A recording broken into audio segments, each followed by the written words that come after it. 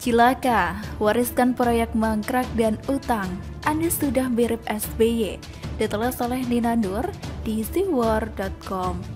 Ada satu momen memalukan yang pernah dialami oleh Gubernur Anies, yakni ketika dia dikalahkan oleh mantan wali kota Surabaya Risma.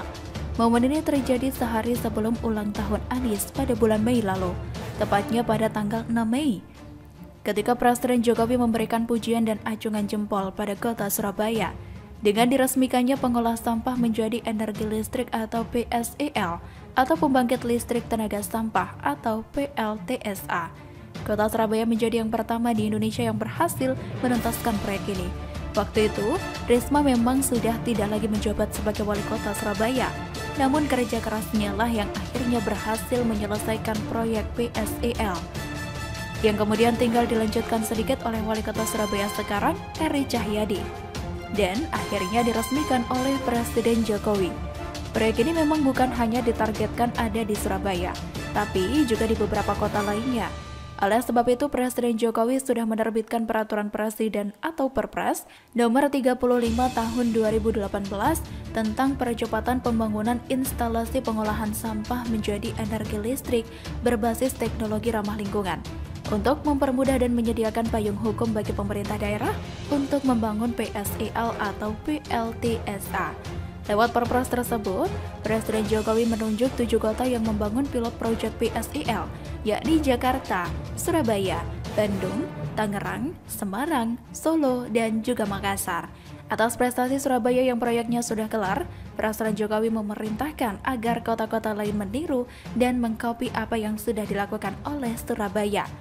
Masalah sampah sudah harus jadi perhatian dan prioritas utama bagi pemerintah daerah, terutama yang wilayahnya meliputi wilayah perkotaan.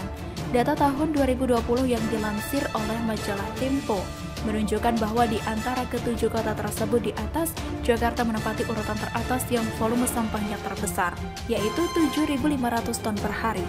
Sedangkan Surabaya menempati urutan kedua dengan volume 2.600 ton per hari. Artinya, Jakarta harusnya jadi yang pertama menyelesaikan proyek PSEL ini, atau lebih dikenal di Jakarta dengan sebutan Intermediate Treatment Facility atau ITF. Proyek ITF memang sudah digembor-gemborkan Anies sejak tahun 2018. Bahkan pada tanggal 20 Desember 2018, dengan hebohnya Gubernur Anies menggelar acara groundbreaking proyek ITF yang berlokasi di Sunter. Apa kata Anies waktu itu?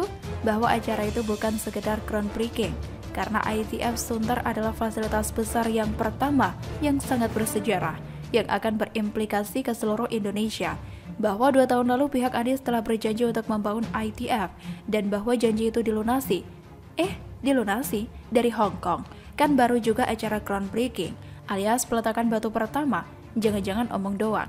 Benar saja, diberitakan media pada bulan September 2019 bahwa ternyata pengerjaan fisik ITF Sunter baru akan dimulai pada kuartal pertama tahun 2020. Dan sampai sekarang proyek ini mangkrak. Dari bulan Desember 2019 hingga awal 2020, Gubernur Anies ngapain aja? Waktu itu anggaran DKI Jakarta masih banyak. Kalau sejak awal pandemi tahun 2020 hingga sekarang, pastilah terdampak imbas pandemi. Ketika dana banyak, mengapa tidak juga dikerjakan?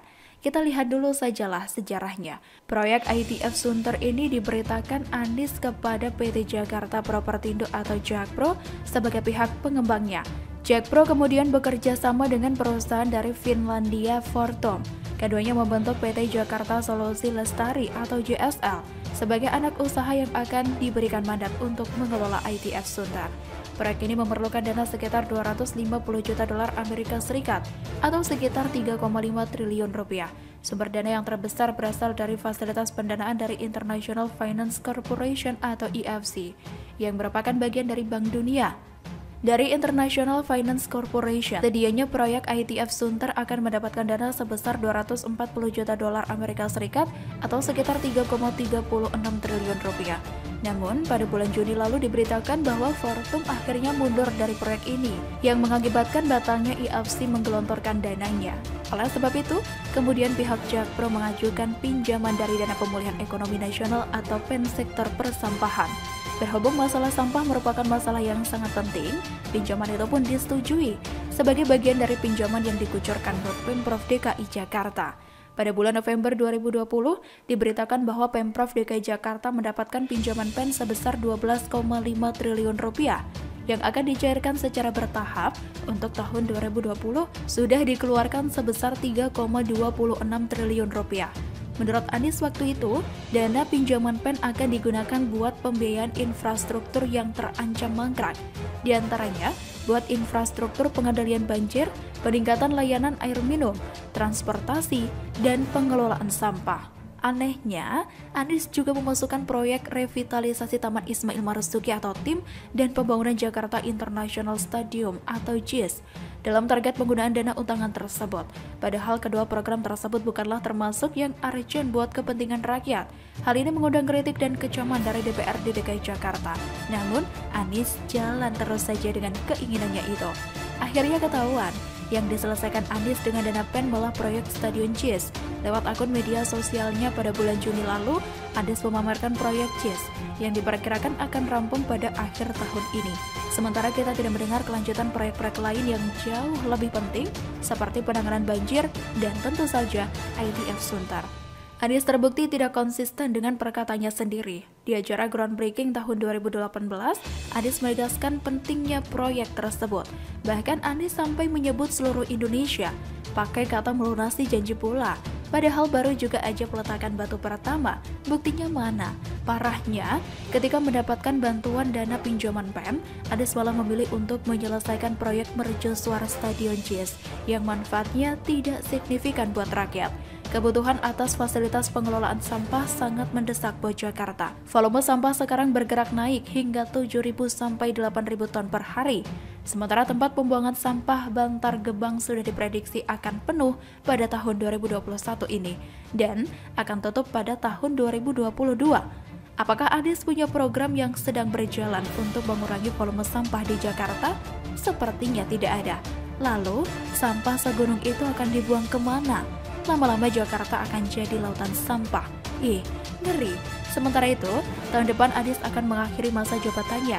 Sepertinya Anies akan mewariskan proyek mangkrak ITF Sunter, sampah, dan utang buat penerusnya dan warga Jakarta.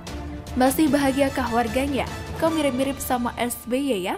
Di media sosial ada yang menyebut SBY sebagai bapak mangkrak nasional dengan warisan epik tak tertandingi yakni Wisma Atlet Hambalang. SBY juga diketahui mewariskan utang sekitar 2.700 triliun rupiah ketika mengakhiri masa jabatannya. Wah, Anies jadi mirip sama SBY dong. Anies kan pernah maju dalam konvensi Capres Partai Demokrat pada tahun 2014. Ada kedekatan yang hakiki antara Anies dan SBY. Terlebih, kita pun tahu bahwa Anies kerap mengambil posisi yang berseberangan dengan Presiden Jokowi. Bisa jadi, dalam mewujudkan ambisi pribadinya sebagai Capres, Anies akan meniru SBY. Dan jika Anies terpilih jadi presiden, dia akan mengkopi gaya SBY. Waduh, cilaka. Kebayangkan, kata-kata manis akan lebih banyak dimainkan ketimbang menyelesaikan pembangunan buat kepentingan rakyat. Sekali lagi, cilaka selalu dari kura-kura. Mutiar, Andi Arief keceplosan, perkuat tuduhan SBY dalang demo. Ditulis oleh Nina Nur di SeaWorld.com. Dalam sejarahnya, tuduhan bahwa SBY punya andil dalam demo-demo anti pemerintahan Presiden Jokowi bukanlah hal yang baru. Sudah tercatat di rekaman media sejak tahun 2016. Lucunya, langkah SBY sendiri yang menyebabkan tuduhan sebagai dalang demo itu makin kuat. Mari kembali ke tahun 2016, sekitar bulan November. Waktu itu beredar tagar SBY provokator. Media sosial dipenuhi dengan tuduhan bahwa SBY adalah orang yang menggerakkan dan mendanai aksi massa pada tanggal 4 November, atau yang lebih dikenal dengan aksi 411. Tuduhan ini muncul setelah SBY mengadakan konferensi pers di JKS pada tanggal 2 November 2016. Dalam pernyataannya kepada para awak media, SBY menyayangkan adanya informasi intelijen yang menyebutkan bahwa aksi demo 411 digerakkan oleh orang tertentu atau partai tertentu, termasuk Partai Demokrat. SBY menyebut tuduhan semacam itu sebagai fitnah yang sangat keji. Bahkan, istri SBY, Ibu Ani Yudhoyono pun ikutan membantah tuduhan tersebut lewat akun media sosialnya. Ibu Ani menyebut bahwa tidak ada DNA keluarganya untuk berbuat yang tidak-tidak, merujuk pada tuduhan tersebut. Lucunya, pernyataan SBY tersebut malah jadi pemantik maraknya tuduhan bahwa SBY jadi dalang aksi 411. Pengamat politik Ray Rangkuti waktu itu menjelaskan dengan telak mengapa SBY kena imbas negatif omongannya sendiri. Ray menyoroti reaksi yang dimunculkan SBY yang seolah-olah SBY sendiri memposisikan dirinya sebagai orang yang dianggap berkaitan dengan aksi 4 November. Padahal, waktu itu tidak pernah ditemukan bukti nyata adanya tuduhan yang terlontar dari Presiden Jokowi terhadap SBY.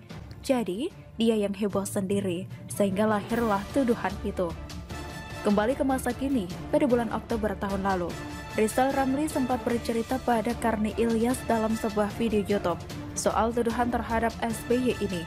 Rizal Ramli mengklaim bahwa 2 minggu menjelang terjadinya aksi 411, sempat ada pertemuan antara dia dengan Presiden Jokowi. Presiden Jokowi awalnya bertanya pada Rizal, yang saat itu menjabat sebagai Menko Bidang Kemaritiman, soal siapa yang ada di belakang aksi 411 dan 212. Menurut Presiden Jokowi, berdasarkan laporan intelijen, aksi yang bakal dipenuhi sekitar 2 hingga 3 juta massa itu ada bandarnya. Presiden Jokowi kemudian menyebut nama SBY dan biaya 100 miliar rupiah yang dikeluarkan buat mendanai aksi tersebut. Entah benar atau tidak cerita Rizal Ramli ini, tidak ada reaksi dari pihak Presiden Jokowi maupun SBY. Tuduhan serupa muncul lagi, juga pada bulan Oktober tahun lalu.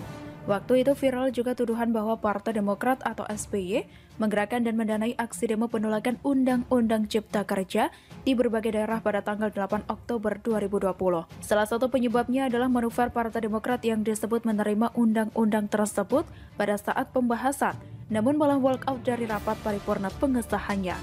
Tentu saja, baik Partai Demokrat maupun SBY membantah tuduhan itu dan menyebutnya sebagai fitnah.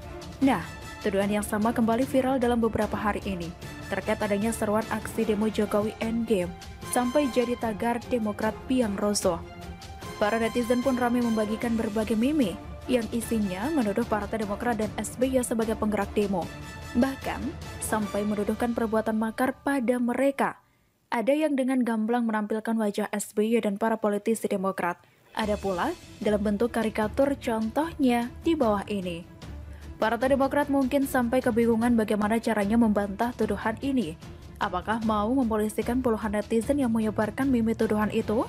Jangan-jangan jumlahnya sampai ratusan. Capek dong, buang banyak waktu. Akhirnya mereka membantahnya dengan cara masing-masing memberikan pernyataan. Misalnya Andisa Pohan dengan mengutip ayat Al-Quran yang terkait dengan fitnah. Mengutip tapi salah. Malah jadi blunder dan ditertawakan para netizen. Gara-garanya Andisa menuliskan nomor ayat yang salah. Surat Al-Baqarah jumlah ayatnya hanya sampai 286. Tapi oleh Andisa kutipan ayat itu dia tulis berasal dari ayat 291. Gara-gara blunder ini Andisa pun harus menanggung malu. Disindir para netizen. Disebut memarkup jumlah ayat Al-Quran. Dihubungkan dengan ayahnya yang ditangkap karena kasus korupsi. Politisi Demokrat lain Cipta Pancalaksana mencuit di akun medsosnya, menyebut pembuat meme itu tidak kenal dengan SBY. Menolak tuduhan bahwa SBY yang menggerakkan demo, juga menyebut tidak ada DNA SBY maupun Partai Demokrat ingin berkuasa dengan cara menggerakkan demo, bahwa SBY adalah orang yang taat konstitusi. Kok mirip ya dengan yang disebut oleh Ibu Ani dulu? Mungkin itulah pola yang diterapkan Partai Demokrat dalam menjawab tuduhan dalang demo itu, menyebut-nyebut DNA. Seperti yang juga disebut oleh politisi Demokrat lainnya Andi Arief. Ada keseragaman namun disertai dengan kata-kata yang berbeda-beda. Tapi apa daya, ternyata pilihan kata yang dipakai oleh Andi Arief malah bikin blunder besar. Maksud hati mau membantah tuduhan dan membela SBY. Apa daya, hasilnya jadi keceplosan dan malah menggembosi pamor SBY. Apa kata Andi Arief? Katanya, SBY mendukung penanganan COVID. Bahwa saat ini SBY menjalankan protokol kesehatan ketat di Cikeas sambil melukis. Bahwa kalau SBY terus dituduh oleh pemerintah dan para buzzer sebagai orang yang mendalangi gerakan aksi demo rakyat, maka SBY sebagai manusia biasa bisa saja akan bereaksi. Bahwa rakyat akan turun ke jalan kalau SBY serukan SBY. Andi Arief menutup pernyataannya dengan menyebut bahwa reaksi yang dia sebut itu bukan DNA SBY. Maksud Andi Arief ini gimana ya? Mengancam bahwa SBY akan menggerakkan massa? Atau menyatakan bahwa SBY bisa menggerakkan massa rakyat? Seperti dalam seruan aksi demo Jokowi Endgame dan berbagai aksi demo sebelumnya. sama saja dengan mengakui bahwa SBY bisa jadi adalah benar sebagai dalang yang menggerakkan dan juga mendanai aksi demo, seperti yang kerap dituduhkan. Loh, Andi Arief ini sedang membela atau malah menjerumuskan SBY? Jangan-jangan Andi Arief secara tidak sadar sedang keceplosan mengungkap hal yang harusnya tidak diungkap. Mungkin pihak Partai Demokrat perlu mengecek bagaimana kondisi Andi Arief ketika membuat pernyataan itu ya. Lagi sehat, sadar, atau selalu dari kurang